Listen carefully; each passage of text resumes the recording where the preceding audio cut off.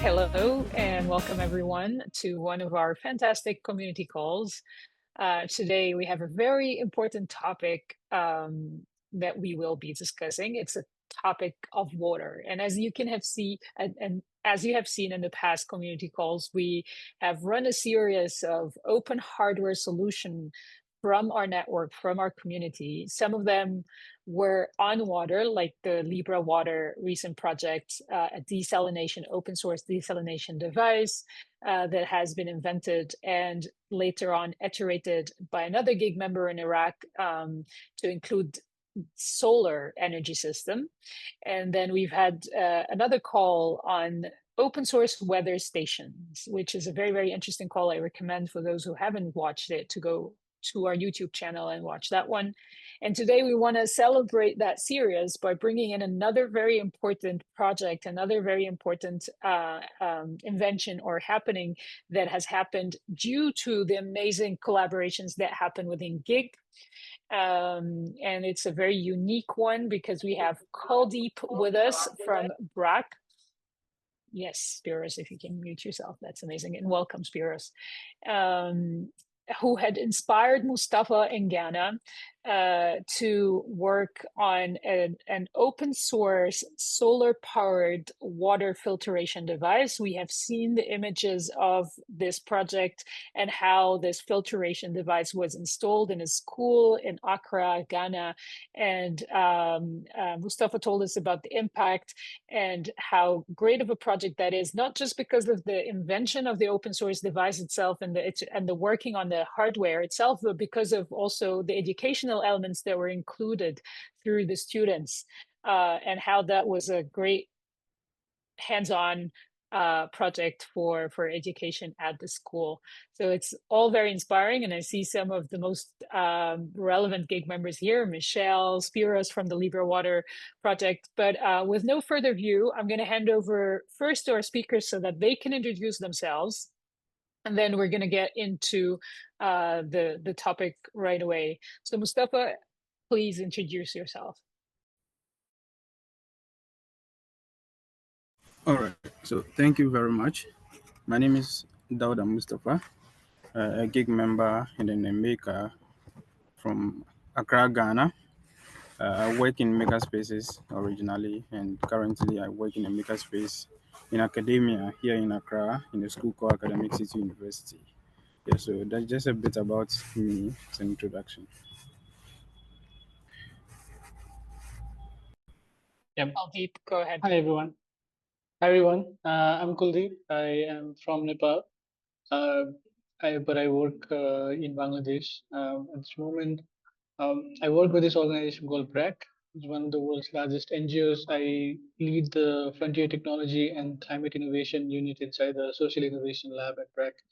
Been engaged with gigs, I think, since 2015. So long time member and a real and I will try to support the community as much as I can from where I am. Thank you very much. Very to the point introductions. Mustafa, I would like you to tell us a little bit more about the project, how it started, and if you could also highlight the point of intersection between what you've done in Accra and the work that Kuldeep has previously done and documented on Appropedia or somewhere else. Yes, so the whole project started, I think, the idea of the whole thing started somewhere last year when I had a chance to visit some rural schools. I think we're on an educational project where we're training these kids and their teachers how to use renewable energy. So I first off started with some of the various forms of renewable energy. We started with solar. I taught them how solar can be applied in various fields. Initially, they thought solar was just to generate electricity, and that's it.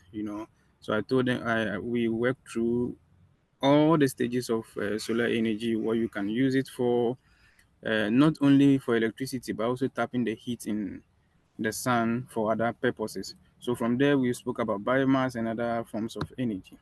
But then one aspect of those presentations that caught their eye was solar. So they wanted us to really go much deeper into solar. So I said, okay, fine. Then we can do that. But then it was out of the budget. It was a funded project by an NGO.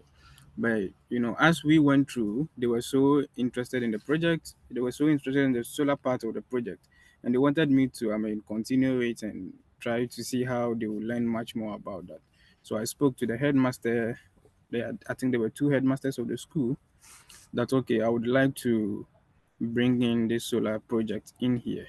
And this is the kind of solar project I wanted us to work on. I don't want to only install an electricity stuff here and then that will be all. I want to do something different, right? So we had discussions and then we spoke about how we can, well, the idea I wanted to bring on board. Then I introduced to them the solar water filtering system, because I realized that growing up, I had my basic education here in Accra, but then I had it in a very low end school, right? And one of the issues we were having in the school has to do with water. I think back then we had an NGO who came around supplying clay pots, right? I think there were some filters made with clay, as far as I can remember, somewhere 2099, yeah, during that time. So I was like, okay, fine. That was what we were using to filter water in the schools. Now I have this at my disposal. What can I do to actually build another system whilst using it to teach the children how to work on solar project as well? Because I also wanted to incorporate the maker movement, the culture of making in the student as well, because that's another thing which is so lacking in the school. Because when I went there, most of them hasn't been haven't been exposed to some of these tools, small tools and electronics. The whole culture of making was missing. So I wanted to fuse all these things together into one thing. Then I suggested to them that okay, fine, let's build a solar water purifier. It will help you guys to learn about solar. It will help you guys to be able to learn something about making, actually. And then also at the end, the product to be installed here, and then you will use it in the school. And I think surprisingly, there was a water tank the school was using. And I was so curious to see how the tank was. So I climbed up the ladder, and then when I got there, there was no lid in the tank. So the tank was greenish. I mean, there were some particles floating in the water and all of that. And it was so bad. And sometimes some of them use this water to drink. I mean, when it is so hard. And the area is situated at the slums around Accra. So it's kind of like a very poor area where so many people live there. They don't have, much access to potable water. Even though there's a lot of clean water and potable water in Accra, not everyone can, afford sachet water all the time. And even sometimes the pipes that run in our homes, not all the houses that have that. Some of them resort to these free water sources. And I was like, oh, okay. I've ever seen something like that on Appropedia about the solar water purification. Let me revisit this. So I went on Appropedia and then I saw what Kuldeep did. Then I reached out to them. So I think we created a WhatsApp group that was a Tetra water purifier. Then one of I think the participants in the group also gave me some small highlights, about the one they did was just for a refugee camp. So how can I work on what I want to do to suit what the kind of people I want to serve here? So I quickly took it and then I redesigned the model a bit and then expanded it a bit and I added more features. So I realized the one on Appropedia had about is it 3 or 4 stage water filtering, but this one that I did was about 7 stage water filtration system. It makes use of the same reverse osmosis system, which is one of the best ways of filtering water, right? And we have the sediment filters, we have other particles filter, the carbon filters, all the way to the last stage, which has the UV, which finally kills any bacteria that's able to pass through all these filters. So the water we filter is almost like the sachet water that is being sold in the market here, which a lot of people still cannot afford to buy, especially the kids, right? So It's I took some samples and then I sent that to the Ghana Standard Authority for them to test. And I think it was, I mean, some of the staff couldn't believe, and they were like, "This is mineral water I bought outside," and then I brought. I said, "No, the water filtration system I had also had a mineralizer. So after the reverse osmosis, anything that is being taken out, all the impurities that have been taken out, you are left with only clean water, pure water. But then you need a mineralizer to restore back some of the essential minerals like magnesium and calcium. So there's a stage where there are these mineralizers there. So when the water passes through there, it restores all these essential nutrients. And they were like, wow, they will highly recommend this project to be done successfully. So in the middle of the project, something happened. I ran out of funds because it was so the whole thing was self-funded. I was so passionate, and then I wanted to bring this to life. So it took a very long time for me to back up again and then organize myself, and also with the support of the local NGO who were running the project. They also came in and then supported. So I remobilized funds again, went back to the school, organized the students. I think we did about 4 or 5 sessions, yes, where I and the student together, we were doing welding, cutting of plywoods, electrical works. I mean, and it was always on Fridays when they close from school. Then by then I'll also be closed from work. Then we jump on the project. It really took a very long time, not as expected.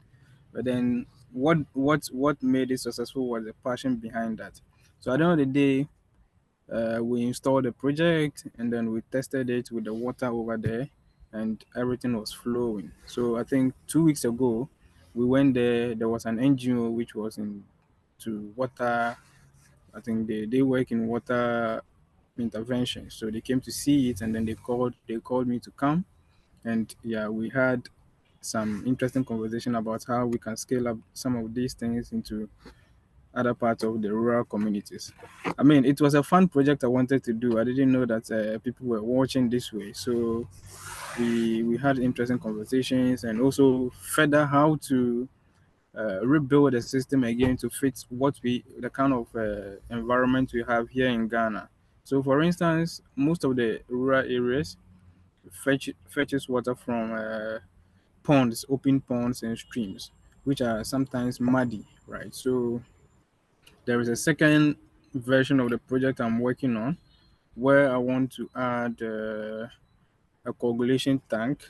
So that unit, the muddy water that comes in from the pond or wherever source it is coming from, will be stored in that pond. Then you add some coagulant, then and some flocculation kind of thing. So at that stage, those large particles can be coagulated before you even pass the main water into the system to further provide to the standard we want to. I don't have the numbers yet, but I know a lot of people in Ghana, especially in the northern part of Ghana, don't have access to clean drinking water, and it's a fact, especially in the dry season. In the rainy season is somehow better, but in the dry season, I once visited a community which served me water. The water looked like coffee, and I didn't like that. But then that's what they drink, and that's what they used in cooking.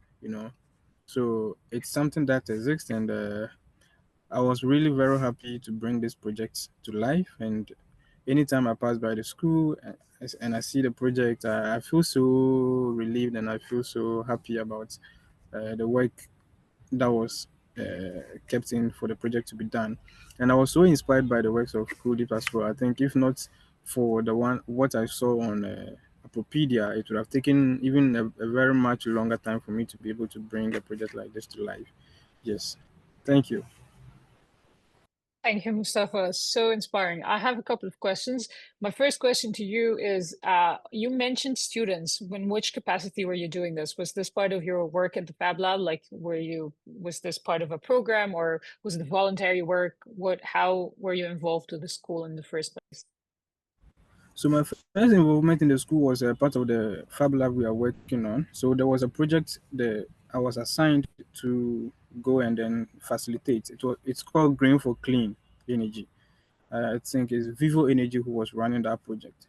So at the climax of the project, the students they were more curious, and then they wanted to learn something new in addition. So I decided to take on that part to also help impact my knowledge on them outside the main project I came to do. So when we're done with that project, I proceeded to also offer them, I think, sort of gestures as part of my own, free time to help them in that project. Beautiful. You've also mentioned that the other solution, the local solution that exists, is related to clay tanks, something like that. And it reminds me of what we have here in Egypt, and it still exists actually, even in urban cities. I'm going to share my screen very quickly to show the design. So this is basically the oldest um, pottery that is used to store water. And you find this also in the streets in rural areas. And I was just wondering if this is similar. This is like really old. It existed since ever. It's called an olla, and it is like arguably it does have like a filtration system to it. Like the shape and the clay itself allows for the water to filter itself in a way so you don't drink the last bit of the water. This is what is known. But I mean, I was just curious if this is the same thing that is used in Ghana, if this is more widespread on the continent, basically. But this is still used, and I bet this is not enough now to kind of filter the type of chemicals and pollution that exist in waters. Yeah. Yes, so I think we also have uh, some of these clay pots being used, but primarily those ones are used to store water, especially in the northern region, and those are their local refrigerators actually, because it keeps the water really cool.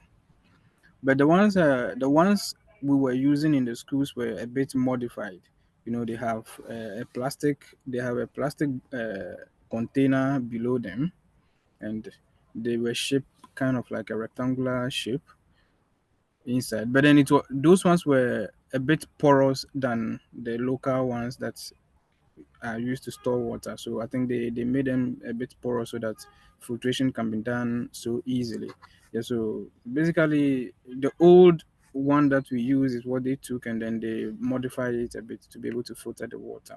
But all the same, it was good at filtering only large particles, but dissolved chemicals in the water was very difficult to be filtered. And that was the part we were able to use this our system to resolve. And by the way, I forgot to mention the system entirely runs on solar power. The reverse osmosis is a very slow process, and you'd also need some electrical energy to pump the water and also pressurize the system a bit. So that's why we added the solar over there.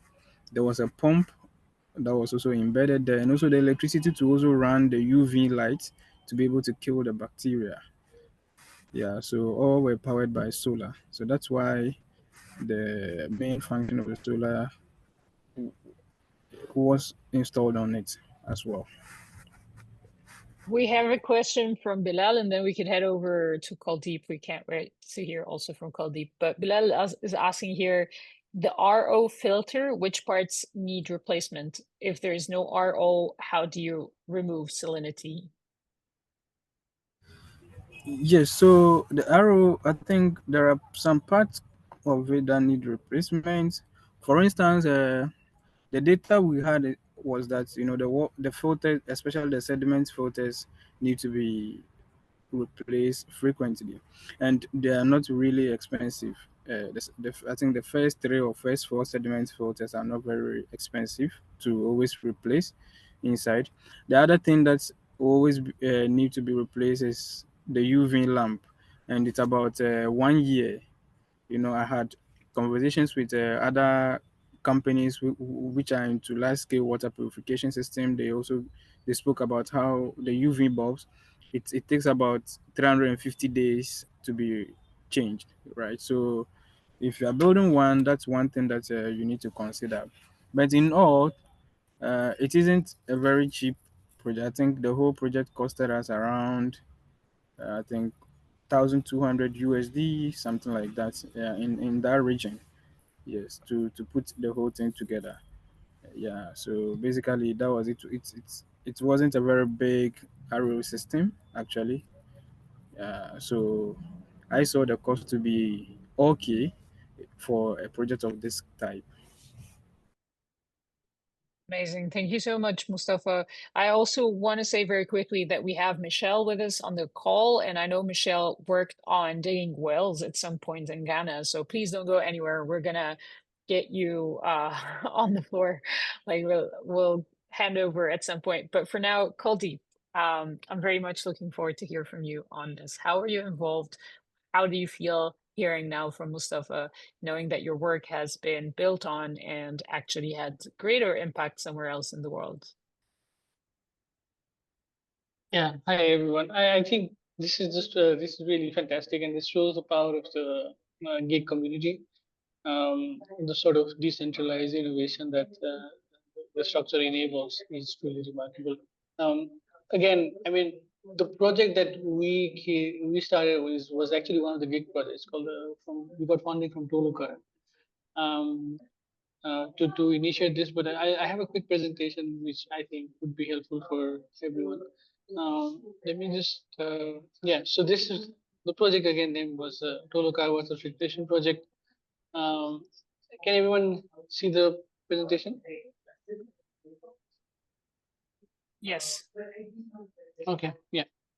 So, yeah, this was a project right after the Ukraine, war, where there was we had seen that Toluca was getting deployed on the ground in the field, um, and it had led some like really good results.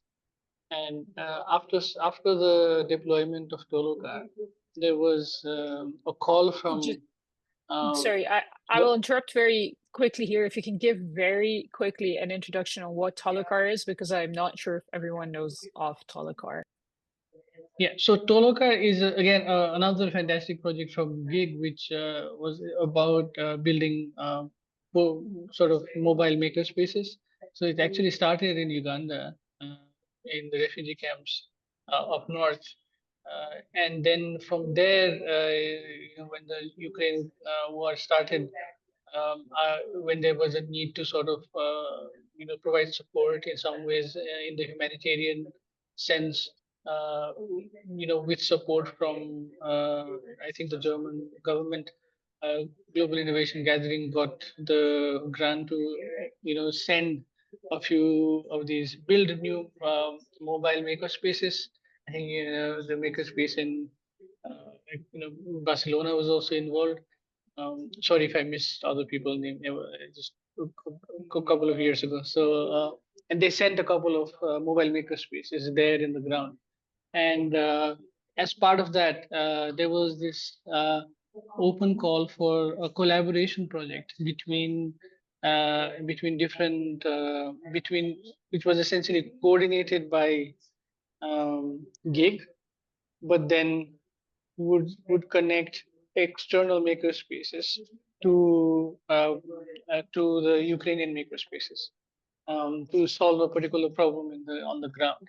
So when we applied through Wheel Ready and Tetra, we sort of uh, proposed a mechanism where, during the war, you had a lot of damages in infrastructure, especially water infrastructure around the country, due to a lot of bombings. And there was also very little maintenance system available because of the sort of the war time nature of the nature, and everyone had to go to the war. So there was issues with water, and we said that okay, we Tetra, which is a company in Bangladesh, which I have been working with and supporting this for a while. We said that okay, let's try and take that water filter, RO water filter, which was built from another previous open source solution, modified it to then work with the Austrian lab in Ukraine to then localize that design for a Ukrainian for a Ukrainian sort of market or location, and then propose a few different interventions surrounding the Tolokar. So the point was that we also were in a situation where the population, people were moving from one place to the other, so we could not have a set we could not set up a system that was like fixed, and there was very little technical capacity amongst the population there, so we had to make it easy to use. And essentially the process that we identified was we would work with Tetra to do the design and material sourcing, and essentially work with Austrian lab to replicate that in a way that you had to essentially we had to localize the material. What are the parts that can be that are in the existing design that is also available in Austrian lab with Austrian lab in Ukraine, and then and then field ready would be in the middle, sort of initiating the process of prototyping and standardization. The challenge at the Austrian lab was they also had limited capacity to experiment and prototype. So once we localized the material, we then took the same localized material BOQ and then did experimentation in Bangladesh for the product that would be built in Ukraine first. And then once after it started working, then we went and got Austrian lab to build another one in their location. And then all of the documentation of the BOQ, the step by step of making and prototyping and standardization was all documented in Appropedia. So this is the overall process that happened. We had two models. One was a basic solar powered RO filter suitable for setting up in the camps or in a particular semi-temporary location. And then the other one that we built was easier to transport and suitable for sort of families that were on the move. And then we also had we couldn't do it, build the next model because of funding issues, but we wanted to see if we can also attach an RO system in the Tolo car itself. So that wherever Tolo car goes, it also becomes a water filtration system. So yeah, as part of the journey, as I said, the product designing and material requirement was done in collaboration with Tetra in Bangladesh and Austrian Lab in Ukraine. Then the prototypes were built in the Fab Lab under the supervision of Field Ready, one in one in Bangladesh and the other in Ukraine. And then there was a step three was about standardization, open sourcing of the whole process with Appropedia. There's some initial designs of the portable RO system. We did a lot of basic, very quick, frugal fabrication, sort of steps, and then a product was built in Bangladesh, and also a product was built in Ukraine. I will not go more into the detail of the purification system, but the thing that just to clarify on answer the question, the thing of Bilal, the thing that needs replacement is the PPF filter, the UDF, the CTO, and then you also need the alkaline filter to remineralize. So and also you need to have some like mineral mineral balls to input. So this was essentially sort of a really wholesome project that we was able to do. And then once we put it into Appropedia, what that then became was that a design that was localized, which was previously not standardized, and also built a sort of a standardizing like and made open source in Appropedia was then made up what was standardized, but then also there was a revision for the localization that happened in parallel with standardization in Ukraine. So I'm really happy to see that the same, we have another thread that was beyond the localization in Ukraine. We got a thread that's now doing the localization in Ghana. And again, I saw one of the messages from Mokre.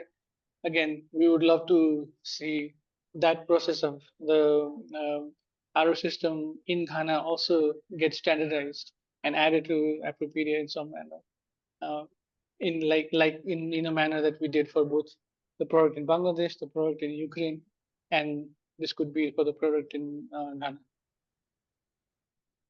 Amazing. Thank you so much, Kuldeep. So many questions. I will open now the floor first for our attendees. I see also we have Spiros with us. Gabe, welcome and thanks for joining. We have a question that I also want to share. So Operate, as usual, was wondering about memory, knowledge management, and documentation practices for the project. So he was asking, what are you using to keep, share, and update memory of this project? So as we have seen, Kuldeep, you've used Appropedia. So maybe, uh, yeah. So maybe if Mustapha, you could tell us more on your knowledge management system, if you have one. Yeah, so for now, I'm planning of uploading all documents and procedure of building the project to GitHub. Yeah, so that was what I was thinking about, and then maybe later iteration I can also upload the same project on Appropedia, so I can have two platforms where the projects will be on. Yes. Incredible. I want to share quickly before I open the floor. I want to share a project that I have come across a couple of years ago on the distributed design platform, also a partner organization and a project that we've worked with at some point or we were member of as a network. And I'll share my screen very quickly because I think this is interesting and it kind of builds on to the clay topic that we have talked about. I just wanted to show this is a clay 3D printed water filter made of clay, and it was invented by students in Slovenia, and it won a prize, and that is one of the reasons why I remembered that. I'm just leaving this here because, of course, I mean, just thinking that we're talking about water, how important it is, but also deploying all these different devices and inventions in different circumstances is also important. So I'm wondering also where does this fall in, and if that kind of technology could be interesting for some of you. I'm going to stop sharing my screen, and Yeah, I'll I head think there over. is always a. Sorry. Yeah, No, I was just saying that there is always a need for a filtration system that does not have a lot of moving parts, a lot of need for electricity. Especially, I mean, one of the locations that I work in is in Mustang in Nepal, which is like 3,000 meters and above. The batteries don't work there; like they die out immediately, and the location is so far and remote that you cannot have movable parts. And so it's always a difficult challenge there in very remote locations where you cannot have electricity, you cannot have access to like spare parts to build something that is truly long lasting. It's always a major issue.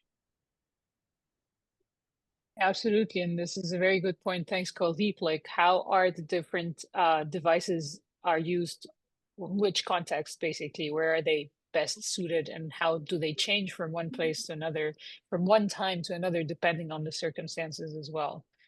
I would like to hear from our amazing audience today if they have any questions, because I see some very relevant members attending today. So, do we have questions from the audience? Yes, Bilal. Yeah, really, really amazing. I'm so glad to see some of these next generation, third generation. Oftentimes, um, this idea, as Opre was saying, of like, where are you documenting? How are you sharing? What's knowledge management? How do they get into the community? We talk about it so much, but just to see the impact of it and how the knowledge is spreading and becoming a real project is really beautiful. Um, and I really like your direction, Fadia, as you're talking about. Are there like how can we learn from the past to build the future? Like, is there something that is local and relevant to use, particularly because this, yeah, as I think was just said, the systems that have moving parts are more fallible. And I'm wondering, like, what percentage of success could have been had without the RO and without, or yeah, and without the UV, because even on a cloudy day, if my research, like in memory brain, still works. 3 days in the clouds is enough for the UV of the sun. It just has to be relatively clear and on top of it. So I'm kind of curious if there's some interest in taking this system and kind of reducing the dependencies on electricity, finding maybe more local and historic methodologies. They didn't have to deal with forever chemicals, but they definitely dealt with some things that we could learn from. And particularly the question that I have right now is about salt. Is salt and minerals that might be really hard to do with some of the older techniques, like many layers of different materials. And I'm curious what the expertise in this room is about maybe ancient methods or different ways of dealing with salt that don't require moving pieces or electricity. Kuldeep, go ahead. Yeah. In terms of like the filtration requirements, and I think there is a need for a combination of both indigenous plus modern techniques, because the way that water used to get polluted previously is very different than how the pollutants in the water are right now. There are heavy minerals and the sort of sediments that are completely different, especially if there is industrial pollution happening at water sources. These are typically difficult to be reduced through traditional methods. So a combination is definitely necessary. As I said, like the less the moving parts, the less the electricity demand, the better. What electricity does is sort of accelerates everything, right? It's a catalyst in the system. So you can have water filtration systems that are slow, um, maybe without using electricity, but these are traditionally take a lot of time. And regarding the RO system as a means of, you'd also don't. I mean, you can always have UV, but you don't also. I mean, UV is an addition. It's not the necessary element for water systems. Water purification system, RO should be fine, but RO plus UV is also generally now regarded nice. Relating to the salination issues, filtration of water using for desalination, are using RO system for desalination. We've done a lot of work in Bangladesh all across the coastal regions of the country, um, and set up multiple RO plants. The entire development and humanitarian sector in Bangladesh has set up a lot of these plants.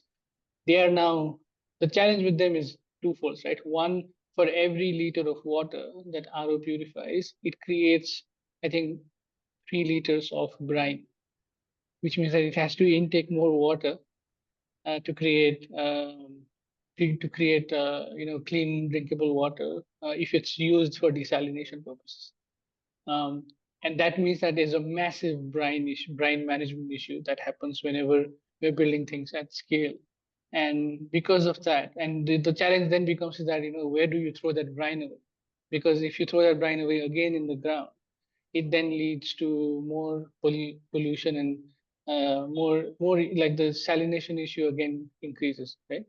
So brine is always an issue. Brine management is an issue. And it's one of the reasons why, despite using solar, RO systems in Bangladesh in coastal region are not considered as environmentally friendly systems, but more of a how do you say, a necessary adaptation mechanism for climate change. So this is, it's a double-edged sword, right? These technologies. But in other systems, like if it's not a desalination issue, RO is fine, because again, you don't mind the wastewater if it's not creating more pollution. But brine management is a big issue, and maintaining these systems are difficult. These are expensive systems. Yeah, these are my points that I wanted to share. Thank you, Kuldeep. Bilal, do you have a follow-up question very quickly before we head over to Spiros, who is from the LibreWater project, the open source desalination device that I mentioned earlier in the call? No, I think the explanation of RO as a, like, what else are we going to do sort of technology is very spot on, and yeah, you responded to the concerns that I'm having and some of the things that I've been exploring in the past. I don't know if you know, but at some point I was living in Lebanon, and water quality, especially in the refugee camps, like they're basically pumping salty water into the water tanks and the trucks, and that water goes up through a pump to the top of people's roofs and tanks.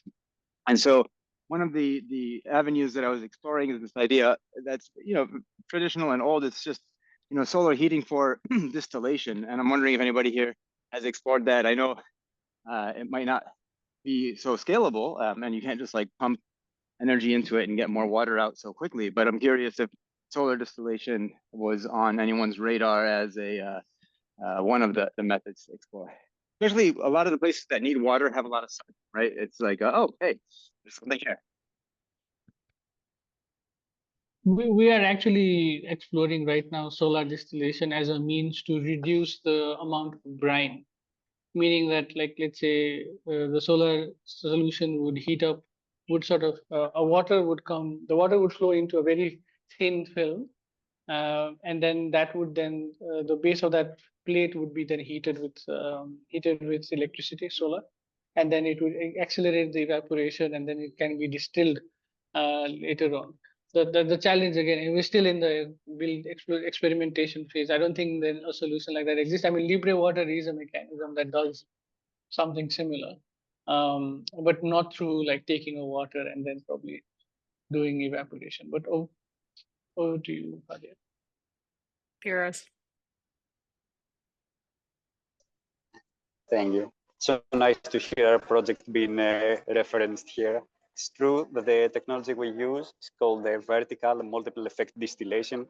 So this is what we actually do. We use solar thermal power to do the distillation in our device. So we don't turn it into electricity. We directly use the heat for the distillation.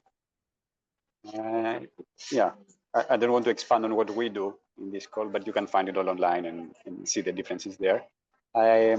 First of all, I wanted to congratulate Mustapha and Kuldeep for their work. It's so amazing to see other people in the geek community working on similar solutions. Very happy to see that. I have two questions that are a bit technical, just to have a better understanding. The first one is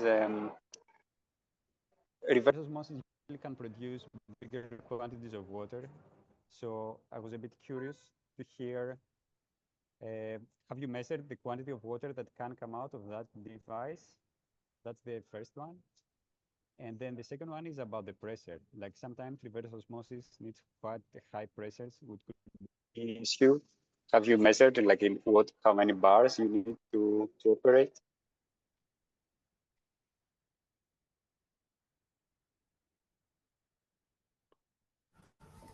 Okay, so I don't know. Let me take this. So with regards to the quantity of water to that produce, I think last 2 weeks I had some data about the system producing about, I don't know, it's about 36 liters of water per hour or so. But then I wanted to test it myself, so I went there to as usual play with the kids while I was trying to see the liters of water it will produce. So in 2 hours I was able to get almost about more than 80 liters of water, right, from the system, right? So I was like, okay, then this should be okay. But I didn't measure to see the pressure in the pumps actually. That couldn't come to mind. Yeah, I was much more focused on the amount of water I could get maybe in a specific time. So that was what I was able to get from the specific device I used actually. I want to come in here to jump a little bit. I don't know, Kuldeep, if you have something on this, please go ahead. And then I come in with the next point. Yeah, so I just wanted to add that we create the pressure through a high pressure pump, which is powered by the 12-volt DC motor in the system. And then in terms of the liter that the system produces, typically we've seen about anywhere between 80 to 100 liter per hour. High pressure pump, it goes between 12 volt to 24 volts, depends on, I mean, that would then change the flow of amount of water that you get out. Amazing. This actually is a perfect segue into Yes, I was gonna come to you, Afre and Emilio, because my next question, and on behalf of Shaukat Ali, if gig members want to replicate these projects, where do they find them? Where is our knowledge management platform? So LibreWater, this is a question for LibreWater, and it's also a question for you both, Kuldeep and Mustapha. And if you can post links in the chat, that would be even more fantastic, so that we could share that in our blog post or recap email later. And Gabe is also thumbing up this suggestion, which also leads me, I don't know, Emilio, if you can talk or not, but how do you feel about this? Because your involvement is so critical in this collaboration. It's just sort of in the background, right? As the director of Appropedia, how much do you know of this project? What do you think about what you are hearing today? Hi. I am super delighted to see this project. I think it's really cool. And it's also, I don't know, I think hearing, one thing is seeing the documentation, another is hearing the stories behind the documentation, right? So I'm always encouraging people to share not only the technical details of a project, but also tell a little behind of who was this built for, why. So it's super nice. I already shared some screenshots with the team, and they're all dying to listen to the recording and to hear more, maybe share a little bit more about the story of this project. And I actually have a question, which is about the research process.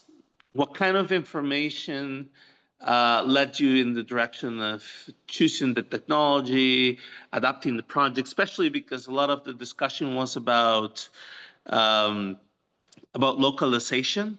So what kind of available information online from open source projects was useful to you, basically?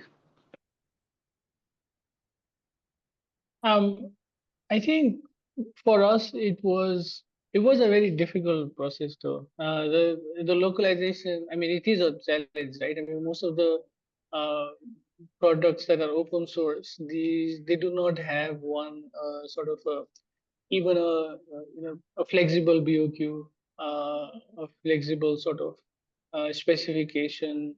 Uh, they made for that location, and what we had to do was essentially build a BOQ, then get the team in Ukraine to look at the BOQ and go to the market and check whether these products are available at the market or not, identify the ones that are not, and then they go back to the design and say that, okay, if this product is not available, what is the product that can work in that context, and then find the alternative, then again double check and verify whether these are available in Ukraine, to then create a standardized, like, a multi-country BOQ where you have a Bangladesh BOQ paired with a Ukrainian BOQ that does essentially the same thing. So I mean, that is one of the challenges I've seen, Emilio, with various different open source entries in sort of in Appropedia and in other open source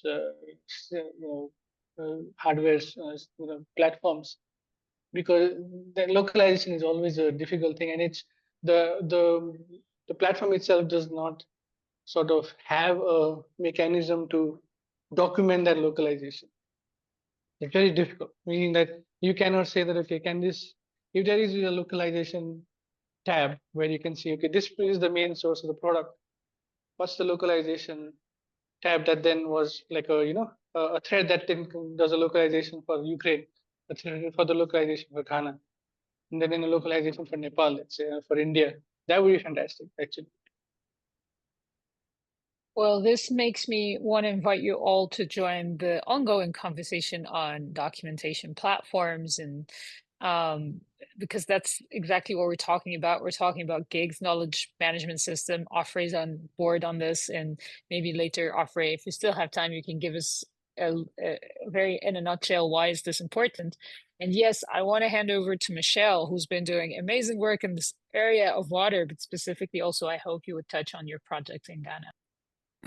Yes, yeah, thank you, Fadia. Yeah, I just want also to emphasize what Kuldeep was just saying regarding documentation of the localization. I was just also making a comment like this would be great to document this process of, okay, if this part is not available, what alternative is there, and how to specify also this alternative, because I think that's one of the major challenges replicating projects in different locations, that we really we don't have the exact material which is specified maybe by the originator of a project.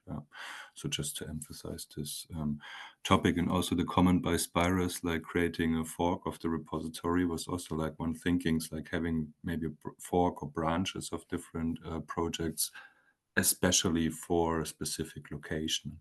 I think, like try and error, or also like if you have a repository of this project, would be great. Like how could we really, accumulate these informations? I think this is very interesting, but still, in progress, I guess.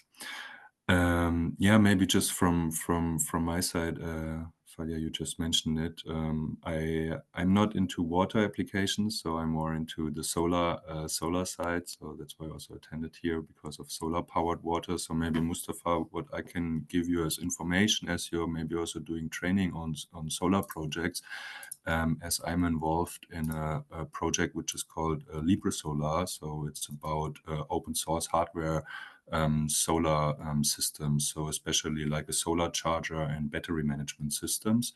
So that means like really if you are planning to extend your system, for example, also with communication capabilities. So if it goes around like tracking performances of a system, etc. I think that's the next step. But that's just a hint that we have there also like a repository for it. And also we did like learning resources all around the topic of solar energy. I will just share the links here. So that was also like what I was doing last year when I visited Ghana, like in Accra and Kumasi, and also in Drobo, like near the Ivory Coast border. So therefore we did like building up solar stations, but that was really like small scale solar stations, 300 watt together, and also to share the knowledge and experiences within this. So yeah, that's my touch point, I think, here. And I found it very great and interesting, like to see, okay, how can these solar systems also then supply such application as water generation? As far I also like would prefer like more passive systems, so that you don't need additional electricity. But I see here different technologies where probably active energy, electricity is needed. And yeah, therefore great to see this. So that's my comment I can give in. And yeah, Was great to there see also anything this.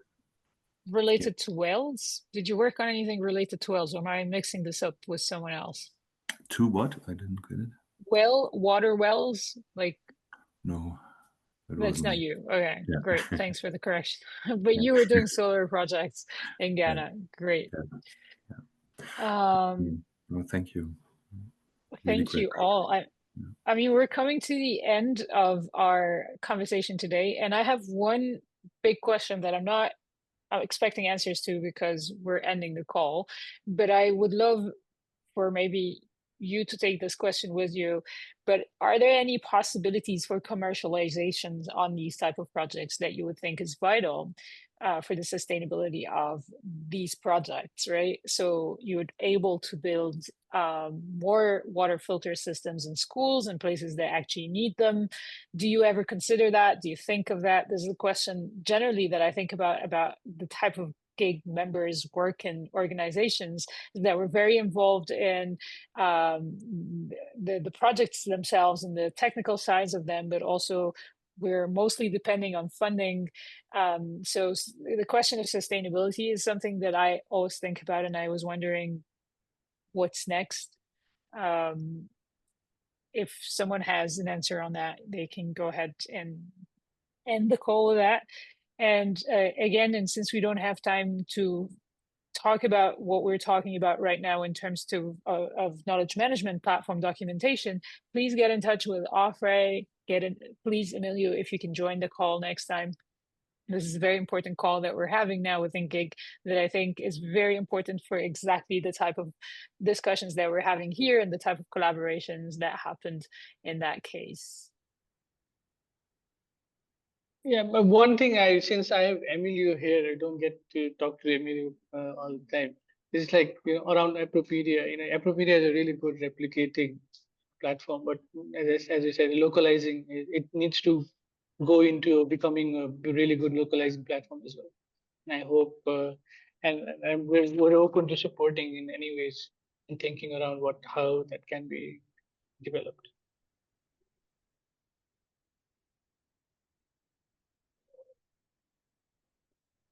Okay, then with this, we end the call. I would like to thank you all for being here today, for your generosity and sharing so openly. Stay tuned for the next community calls, and we'll be also sharing the recording of this call so you can share this within your networks and wait for a blog post on this as well. Great. I'm going to connect you, Bilal, to Michelle. So, okay, great. in case. Thank you. Merci, everybody. This was